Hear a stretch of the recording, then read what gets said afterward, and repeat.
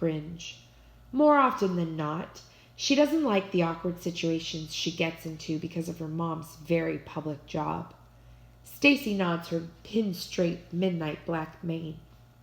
Yeah, my grandma would love to know what's going to happen next on her favorite soap opera.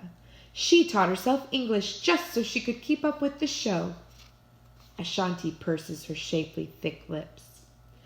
I know for a fact that the writers on The Blinding Light keep the show's storyline top secret, she says with authority. Nobody argues with this. It would be silly to. Everyone knows that Ashanti has a lot of insider info about the world of television. Getting my hands on a script definitely won't happen, Ashanti continues. But I can do the next best thing and bring in autograph pictures of all the actors. Now I turn to see the reactions of the coolest ice girls. My eyes dart from Juliet to Tammy to Stacy's face. Just as I predicted, they are melting with excitement.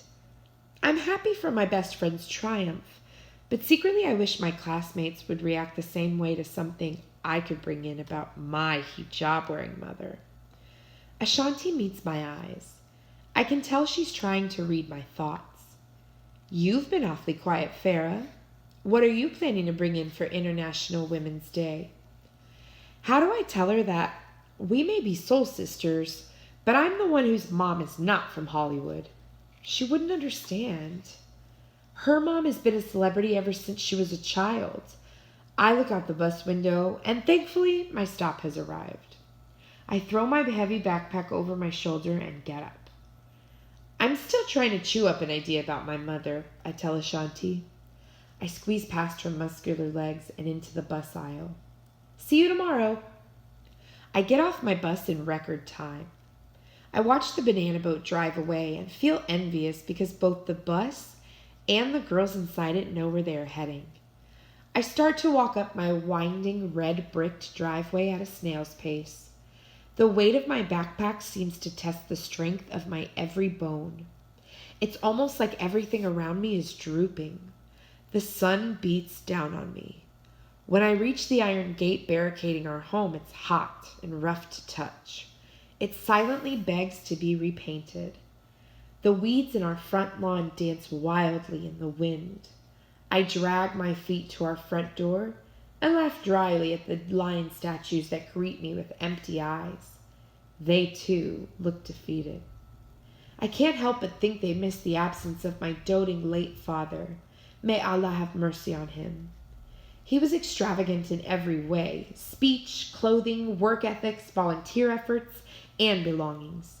He wholeheartedly believed that his home was his castle.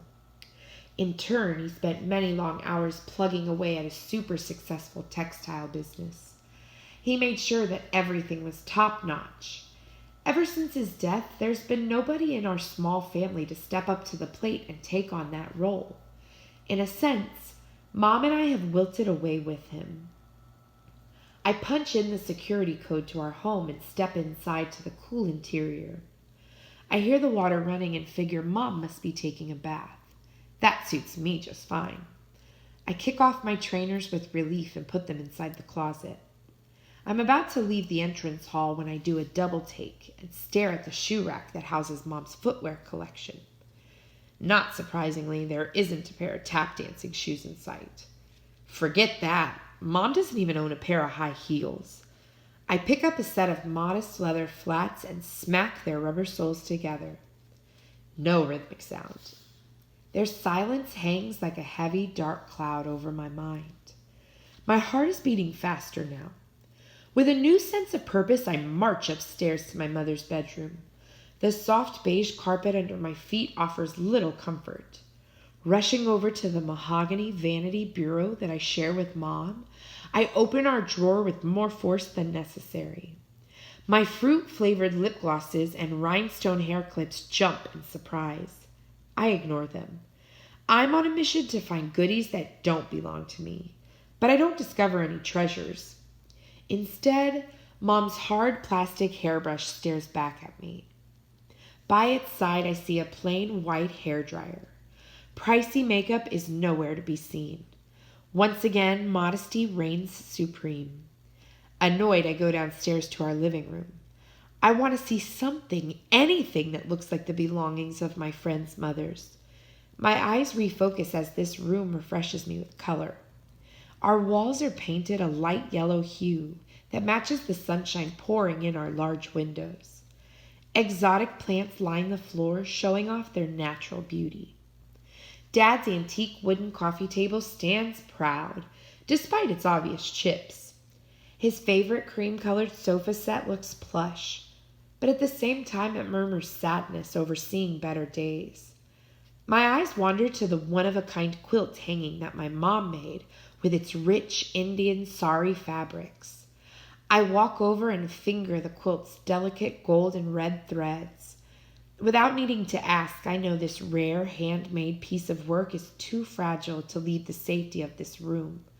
Once again, I am defeated. With a heavy heart, I enter our spacious kitchen. The black and white tiles underfoot feel cool under my bare feet. There aren't any snazzy portraits of people or funky posters in this section of our house either.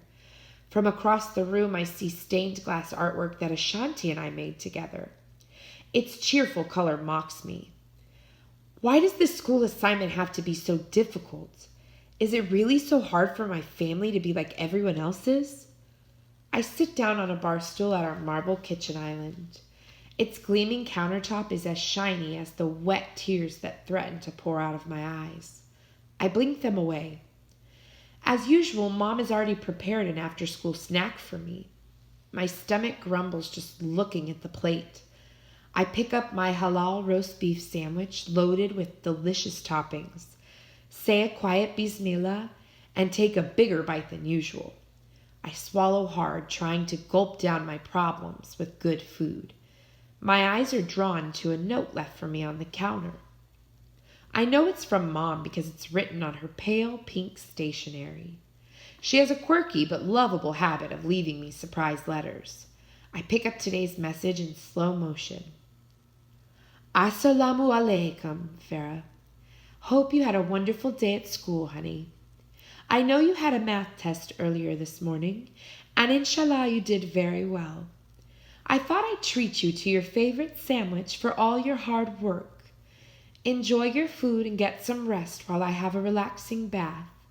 You could start on your homework after you feel fresh. Love you, Mom. XO. I usually grin after reading one of Mom's surprise notes. Right now, I can't even force a fake smile. I'm just too upset about not being like everyone else. Don't get me wrong. I know there are a lot of kids out there who'd trade their favorite video game collection in a heartbeat to have a mom like mine. Translation: in this sense, I am grateful for my wonderful, loving mother. However, having a great mom is what makes this situation all the more complicated. Before this, I could always run to her if anything went topsy-turvy. I can't do that now without hurting Mom's feelings. After all, there's no polite way to tell someone that her belongings are boring.